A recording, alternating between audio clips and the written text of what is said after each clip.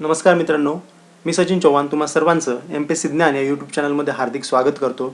आज आपण the Indian ocean dipole ह्या कन्सेप्टबाबत चर्चा करणार आहोत. चला मित्रांनो, सुरुवात करूया. तुम्हा सर्वांना माझा जय जिजाऊ. तर बघा, ह्या कन्सेप्टमध्ये एक त्याचं नावच असं आहे की Indian ocean dipole. Indian ocean म्हणजे हिंदी महासागर, जो की भारताच्या दक्षिणेला अस्तित्वात आहे. सोबतच डायपोल ह्या शब्दाचा अर्थ डाय म्हणजे दोन आणि पोल म्हणजे ध्रुव, म्हणजे दोन ध्रुव किंवा दोन ठिकाणं ह्या संदर्भात आपण काहीतरी बोलणार आहोत. तर बघा, हा कन्सेप्ट येण्यामागचं कारण म्हणजे आपण आधीच्या व्हिडिओमध्ये एल निनो आणि ला निनो ह्याबद्दल थोडंसं डिस्कस केलेलं आहे. तरी बघून घेऊयात आपण की एल निनो जो हा उष्ण सागरी प्रवाह आहे, त्याच्यामुळे भारताचा जो मान्सून आहे त्याच्यावर विपरीत परिणाम होतो. आणि जो ला निनो आहे त्यामुळे भारतावर त्याचा चांगला परिणाम होतो. पण सध्याच्या काळामध्ये एल निनो आणि सोबतच साऊदर्न ऑस्किलेशन म्हणजे दक्षिणी दोलनांक ह्या दोघांचा मिळून एन्सो हा कन्सेप्ट आपण शिकलेलो आहोत. आणि एन्सो हा भारतावर काय करतो, तो विपरीत परिणाम करतो, भारताच्या मान्सूनवर विपरीत परिणाम करतो. पण सध्याच्या काळामध्ये भारताचा मान्सून आणि हा एन्सो ह्यांचा जो संबंध आहे तो कसा झालेला आहे, कमकुवत झाला आहे. म्हणजे एक्झॅक्टली एन्सो जरी अस्तित्वात असला तरी त्याचा भारतीय मान्सूनवर कितपत परिणाम होतो हे अजून शाश्वतरित्या सांगणं जमलेलं नाही आहे. पण सोबतच अजून एक कन्सेप्ट सांगितला गेलेला आहे की ज्याचा भारतीय मान्सूनवर एन्सोपेक्षा जास्त परिणाम होतो, आणि तो कन्सेप्ट म्हणजे आहे आयोडी. आयोडी म्हणजेच इंडियन ओशन डायपोल. ह्याचा शोध 1999 मध्ये लागलेला आहे. इंडियन ओशन डायपोल हा हिंदी महासागरात आहे, त्याचं नावच त्याला समजावून सांगतं त्या पद्धतीनं. आपण जसं बोलतानाच आपण सांगितलं की डायपोल म्हणजे दोन ध्रुव, तर समुद्राच्या पृष्ठभागावर असलेल्या दोन जागेदरम्यान जो काही फरक आहे, आता ऑब्व्हियसली फरक म्हणजे काय, तर कुठेतरी जास्त दाब असेल, कुठेतरी कमी दाब असेल, आणि त्या फरकाबद्दलच आपण बोलतोय. या फरकामुळेच काहीतरी होत असणार, आणि काय होते त्याचा आपण आता या पुढच्या स्लाइडमध्ये विचार करूयात. तर बघा, हे दोन जे ठिकाणं आहेत ते दोन ठिकाणं कुठले कुठले आहेत. तर जेव्हा आपण हिंदी महासागराचा विचार करतो तर हिंदी महासागर भारताच्या दक्षिणेला आहे असं आपण कन्सिडर करतो, किंवा आहेच, तो कन्सिडर करायचा विषय नाही. बघा, पश्चिम ध्रुव ह्याचा विचार करता दिशा जर आपण काढल्या तर ही तुमची नॉर्थ दिशा असेल, आणि हा जो खालचा जो आहे हा साऊथ दिशा असेल. म्हणजे आपण दक्षिणेचा विचार करतोय. आणि सध्या आपण इथे ईस्टर्न म्हणजे पूर्व आणि इकडल्या साईडला वेस्ट म्हणजेच पश्चिम अशा दिशा आहेत. बघा, आता भारताच्या खाली जर आपण असे पार्ट पाडले याचे, तर ही जी साईड झाली ती झाली ईस्ट साईड झाली, आणि ही जी साईड असेल ती वेस्ट असेल. तर आपण आता पश्चिम ध्रुवाचा विचार करतोय. पश्चिम ध्रुव म्हणजे ही बाजू आली आपली, आणि तिथे कुठला महासागर आहे आपल्याला माहिती आहे की तिथे कुठला आहे, अरबी समुद्र आहे, हिंदी महासागराचाच पार्ट आहे. आणि दुसरी गोष्ट म्हणजे कुठली, तर पूर्व ध्रुव. पूर्व ध्रुव म्हणजे कुठे आला, तर इकडल्या साईडला, आणि तिथे कुठला आलेला आहे, तर इंडियन ओशन मधला दक्षिण इंडोनेशिया हा पार्ट इथे आलेला आहे. या दोन ठिकाणाबद्दल आपण विचार करतो. या दोन ठिकाणामधल्या जो काही फरक आहे त्या दोन फरकामुळे काय होतो, तर सागराचे काही प्रवाह बनतात, आणि ते प्रवाह कुठले आहेत त्याचा पण आपण विचार करूयात आता. बघा, तर नेमका हा इंडियन ओशन डायपोल हा कधी येतो, तर हा एप्रिल ते मे ह्या काळामध्ये कन्सिडर केला आहे. हा MCQ आहे तुमच्यासाठी. एप्रिल ते मे ह्या काळाचीच आपण विचार करतो, आणि एप्रिल ते मे ह्याच काळामध्ये भारताकडे जे नैऋत्य मोसमी वारे आहे त्यांचा वाहण्याचा काळ असतो. आणि त्यामुळेच इंडियन ओशन डायपोल जो आहे तो आपल्या भारताच्या मान्सूनवर चांगला किंवा वाईट हे दोन्ही परिणाम करू शकतो. तो कसा परिणाम करतो ते येणाऱ्या डायग्राममध्ये आपण बघूया. तरी बघा, हा कुठे नेमका विकसित होतो, तर आपण आत्तापर्यंत हिंदी महासागराचाच विचार करतोय. पण हिंदी महासागराच्या विषुवृत्तीय भागामध्ये म्हणजे इक्वेटरच्या 0 डिग्री जो आपला रेखावृत्त आहे त्या रेखावृत्ताच्या भागामध्ये हा विकसित होतो. त्यामुळे हा इक्वेटोरियल प्रवाह असं सुद्धा याला म्हणतात. आता बघा, नॉर्मली इंडियन ओशन डायपोलमध्ये काय होतं बघा, न्यूट्रल फेज आहे. न्यूट्रल फेज म्हणजेच आता याच्या 3 फेजेस पडतात. एक आहे न्यूट्रल, दुसरी आहे पॉझिटिव्ह, आणि तिसरी आहे निगेटिव्ह. तर ह्या गोष्टीचाच फरक इथे आहे. तर बघा, नॉर्मली काय होतं की अरबी समुद्र जो आहे, जो अरबी समुद्र आहे हा नॉर्मली थंड आहे. कसा आहे, थंड आहे. आणि हा जो इकडला आपला जो बंगालचा उपसागर ज्याला आपण असं म्हणू, किंवा आपण त्याला असं म्हणूयात की ईस्टर्न जो आपला हिंदी महासागर आहे म्हणजे पूर्वीय हिंदी महासागर आहे, तो कसा आहे, थोडासा गरम आहे. ठीक आहे. म्हणजे इथे काय असेल, इथे हाय प्रेशर क्रिएट होईल, कारण की इथला जो पाणी आहे ते कसं आहे, थंड आहे. आणि इथले जे पाणी आहे ते कसं असेल, लो प्रेशर असेल.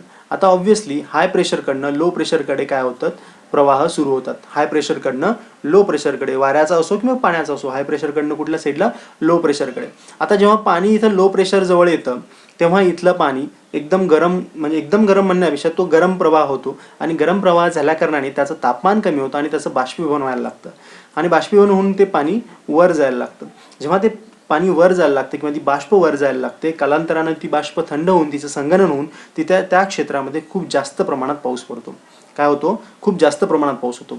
हे क्षेत्र कुठलं आहे मग, तर हे क्षेत्र आपण इंडोनेशिया या भागाबद्दल बोलत आहे.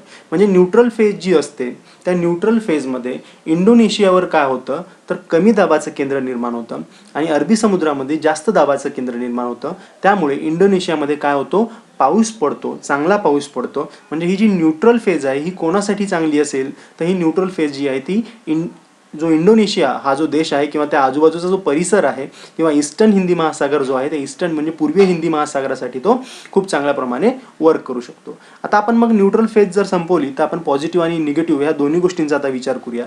तर बघा, आपण आता धन आयोडी म्हणजेच पॉझिटिव्ह आयोडी ह्याचा आपण विचार करू आणि हा पॉझिटिव्ह जो आयोडी आहे तो भारतासाठी किती चांगला आहे की वाईट आहे ह्याचा पण आपण आता विचार करूया. बघा, ह्या आयोडीमध्ये म्हणजे पॉझिटिव्ह आयोडीमध्ये काय होतं, तर वारे जे आहेत ते पूर्वेकडून पश्चिमेकडे व्हायला लागतात.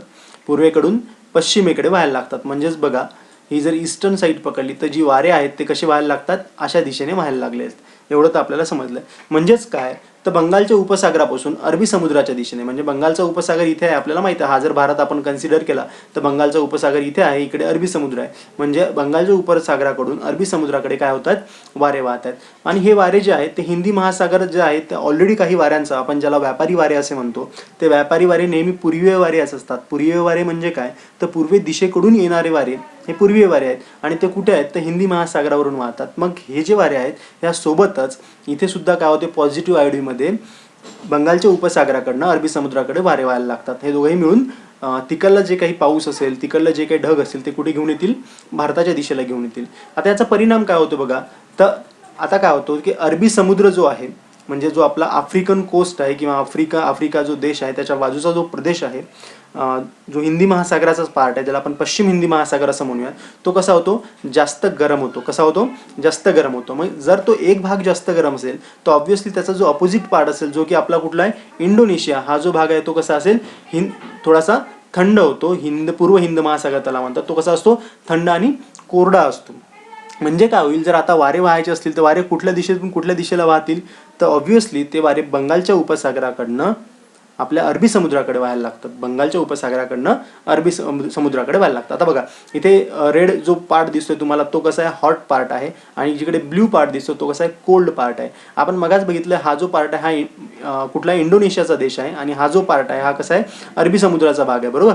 आता काय झालंय की इकडल्या साईडला जास्त प्रेशर झालं इंडोनेशियाच्या आणि इकडल्या साईडला म्हणजे कुठल्या, अरबी समुद्राच्या दिशेला काय झालंय, कमी प्रेशर झालंय. म्हणजे जे प्रवाह वाहतील ते कसे वाहतील आता, किंवा जे वारे असतील ते कसे वाहतील, अरबी समुद्राकडनं, माफ करा, पूर्वीय हिंदी महासागराकडनं म्हणजे इंडोनेशियाकडनं कुठे, अरबी समुद्राकडे. आणि आताच आपण सांगितलं की इथं टेम्परेचर गरम असल्या कारणाने इथे काय होतं, बाष्प तयार होतं आणि बाष्प तयार झाल्यानंतर काही कालांतराने त्याचं संगणन होऊन इथे काय होतं, सर्वात जास्त पाऊस पडतो. काय होतं, सर्वात जास्त पाऊस पडतो. हा चक्र, हे जे चक्र आहे हे चक्र चालू राहतं आणि ह्याच कन्सेप्टला काय म्हटलंय आपण, पॉझिटिव्ह फेज म्हटले. मग आता मला सांगा, पॉझिटिव्ह फेजमध्ये भारतावर त्याचा चांगला परिणाम होईल की वाईट परिणाम होईल, तर ऑब्व्हियसली आयोडी पॉझिटिव्हचा भारतावर चांगला परिणाम होतो, कारण की अशा वेळेस भारतामध्ये जास्त पाऊस पडतो. आता आपण निगेटिव्हचा विचार करू. निगेटिव्ह याच्या एक्झॅक्टली अपोजिट असेल. या भागामध्ये काय होतं, तर बघा इथे डायग्राममध्ये तुम्हाला दाखवलेलं आहे की इथे जे ब्ल्यू पट्टा आहे म्हणजे काय झालं, इथे जास्त दाबाचं केंद्र निर्माण झालं आणि हा इकडे जे रेड पट्टा आहे इकडे काय झालंय, कमी दाबाचे केंद्र निर्माण झालंय, कारण की तिकडलं पाणी कसं झालंय, आता गरम झालेलं आहे. म्हणून चक्र काय होईल, आता अरबी समुद्राकडनं बंगालच्या उपसागराकडे प्रवाह वाहतील, हवा वाहील आणि मग इंडोनेशियाला काय होईल, सर्वात जास्त पाऊस मिळेल. आता नॉर्मली हेच न्यूट्रल फेजमध्ये सुद्धा आपण पाहिलेलं आहे. फक्त न्यूट्रल फेज आणि निगेटिव्ह आयोडी याच्यामध्ये एवढाच फरक आहे की न्यूट्रल फेजपेक्षाही जास्त पाऊस निगेटिव्ह आयोडीमध्ये कुठं पडतो, इंडोनेशियावर पडतो. ठीक आहे मित्रांनो. तर आयोडीच्या दोन ध्रुवांचा आपण विचार केलेला आहेच आणि स्वतंत्रपणे जरी आपण म्हटलं तरी त्याचा इफेक्ट आणि दोघांचं मिळून काय इफेक्ट होतो तो पण आपण आता बघितलेला आहे. मित्रांनो, काय करतात तर दोघंही मिळून भारतीय उपखंड जो आहे म्हणजे भारताच्या आजूबाजूचा जो प्रदेश आहे त्या प्रदेशावर काय करतात, पाऊस पडायचा किंवा नाही पडायचा किंवा जास्त पडायचा की किंवा कमी पडायचा ह्या संदर्भात ते काय करतात, त्याची उलटफेर करतात. म्हणूनच हा जो प्रवाह आहे याला आपण इंडियन ओशन डायपोल म्हटलं. याला दुसऱ्या भाषेमध्ये विषुववृत्त हिंदी महासागर ऑस्किलेशन असा शब्द वापरला, त्याला इक्विनो असं म्हणतात आणि हा तुमच्यासाठीचा MCQ आहे. यालाच, हा कशाचा कन्सेप्ट आहे, हा इंडियन ओशन डायपोलचा कन्सेप्ट आहे. त्याला इक्विनो असं म्हणतात, इक्वेटोरियल इंडियन ओशन ऑस्किलेशन हा संदर्भात आपण बोलतोय. बंगालचा उपसागर आणि अरबी समुद्र ह्या दरम्यान काय आहे तर कोमट पाणी आणि तिथला जो वातावरणाचा दाब आहे ह्याबद्दल आपण बोलतोय आणि तो आपण कन्सेप्ट आत्ताच बघितलेला आहे मित्रांनो. बघा आता पॉझिटिव्ह आयडीचा आपण विचार करता काय झालं की अरबी समुद्रामध्ये नेहमीपेक्षा काय होतात जास्त चक्रीवादळ येतात आणि चक्रीवादळ आल्यावर आपल्याला नक्कीच ठाऊक आहे की चक्रीवादळामध्ये पाऊस सुद्धा काय होतो जास्त होतो. निगेटिव्ह आयडीचा विचार करता बंगालच्या उपसागरामध्ये नेहमीपेक्षा काय होतात तर जास्त चक्रीवादळ येतात. बंगालच्या उपसागरामध्ये चक्रीवादळ आलं म्हणजे इंडोनेशियाच्या दिशेला पाणी जास्त पडेल आणि हाच परिणाम निगेटिव्ह आयडीचा होतो. तर आपल्याला फक्त एवढाच कन्सेप्ट लक्षात ठेवायचा आहे की पॉझिटिव्ह आयडी किंवा धन आयडी जेव्हा आपण असा विचार करतो तेव्हा भारतामध्ये त्याचा काय होतो जास्त पाऊस पडतो आणि निगेटिव्ह आयडीमुळे कुठं जास्त पाऊस पडतो तर इंडोनेशिया ह्या देशामध्ये जास्त पाऊस पडतो. आशा करतो मित्रांनो तुम्हाला हा कन्सेप्ट जरूर समजला असेल. तुम्हाला काही प्रॉब्लेम असतील काही कमेंट्स असतील तर प्लीज मला कमेंट सेक्शनमध्ये कळवा मित्रांनो. चॅनलला लाईक शेअर आणि सबस्क्राईब करायला बिलकुल विसरू नका. सोबतच बेल आयकॉन सुद्धा क्लिक करा म्हणजे येणाऱ्या नवीन व्हिडिओचे अपडेट्स तुम्हाला मिळत राहतील. धन्यवाद.